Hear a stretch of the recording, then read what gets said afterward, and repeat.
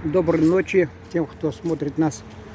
Вот я сейчас задумался над темой видео. Хотел на татарском языке провести. Просто очень многие начали смотреть меня и подписываться, что раньше не наблюдалось так особенно. Вот.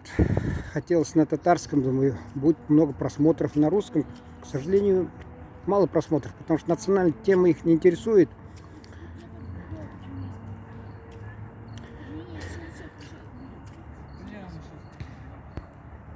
Вот я вспомнил Валя Кудинова. Ну, кому-то это ничего не скажет. А мне вот сестра рассказывала, мама рассказывала.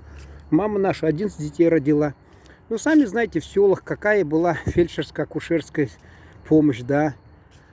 Единственное, что, ну, мама еще к тому же порог сердца был у нее. И вот представьте, вот она, при появлении каждого ребенка, что она испытывает.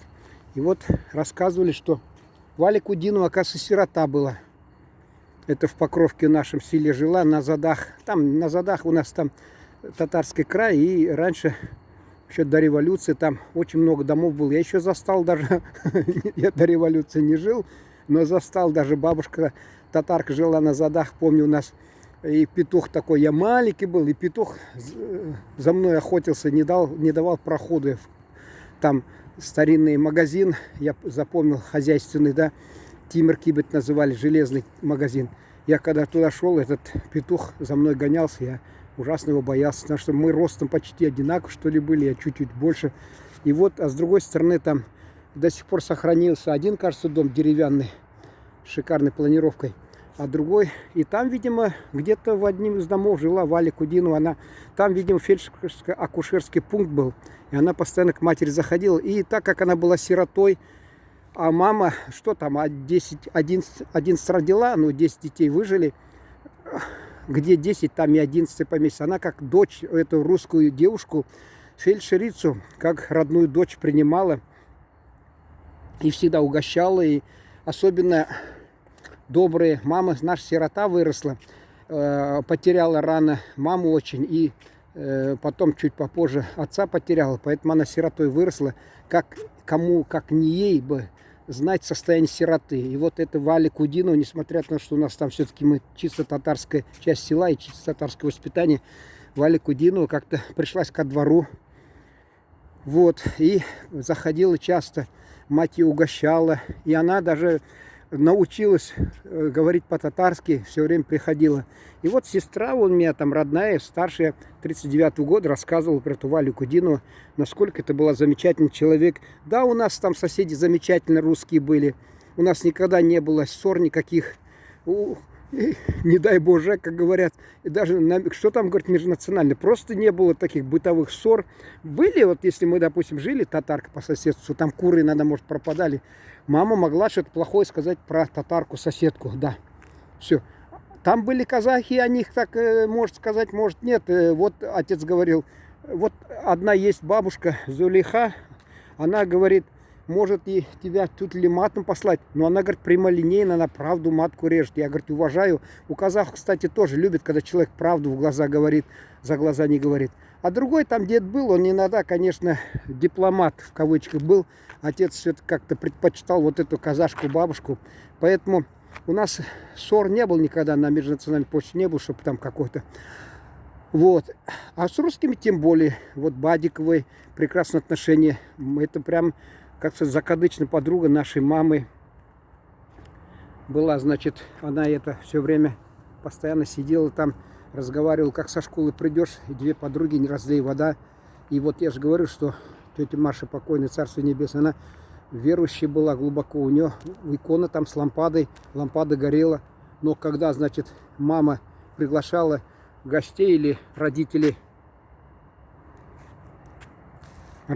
звали там на Коран с бишбармаком, Коран читать, православную тетю Машу покойную, дядю Паню приглашали, и те приходили и сидели, и даже тетя Маша, говорит, хотя православная, но она, когда все дуа там, молитву читали, руки лодочкой держали, она тоже вместе присоединялась и так держала. Ну, была у нас из Татарстана сваха наша, крещенная татарка, но она, говорит, если не было, из ее села, тоже крещенных татар рядом. Она говорит, тоже руки держал так. А когда те были, то, конечно, там, видимо, удерживался на полы, когда ее звали, значит, видимо, Полина, скорее всего, она была. У татар там Устинья, Ухщи, значит, Настя, Нашти, значит, Николай, Микула и Микулай. И вот так вот Александр, это Сандр. Вот так имена переделали. Что хочу сказать. В Изобильном как-то... Я ехал из Солилецка, как-то из райцентра в свое село, а по дороге Изобильно же, там девушка, мы разговаривали, симпатичная, она наполовину чувашка, наполовину русская. И вот как-то сказала, где живет. А я уж так, сельский человек, по простоте, потом как-то заявился к ним. Они меня очень накормили вкусно. Она то ли у кого-то, там, у тети или кого-то угостила. И та тетя говорит, а я, говорит, невестой была вашей Покровки, говорит, вот Бадик, вы знаете, я говорю, конечно знаю, я, говорит, замуж выходила, и они, говорит, водили как-то в баню, говорит, мы, помните, с татаром ходили поблизости, каким-то татаром, говорит, вот понимаете, настолько слились, и как-то вот народная дипломатия, в то время просто люди понимали, что выживать надо вместе, не без разделения на национальности, и взаимообогащали языки. Вот откуда на Руси пошли там, вот от монгол-татарского нашествия, значит, мат пошел на Руси. Это можно все что угодно досужим там говорить, значит, лодырем говорить. А на самом-то деле вот тоже в языке, в русском. Потому что, говорят, тут купцы татарские не хотели по-русски говорить. Купцы русские были вынуждены, так как татары, говорят, даже вот найдете в интернете, татарин там, с татарским купцом, говорит, не надо документ составлять. Руку пожал, все, говорит, это уже гарантия, что он слово сдержит, не обманет. Поэтому русские купцы предпочитали с татарами бизнес иметь.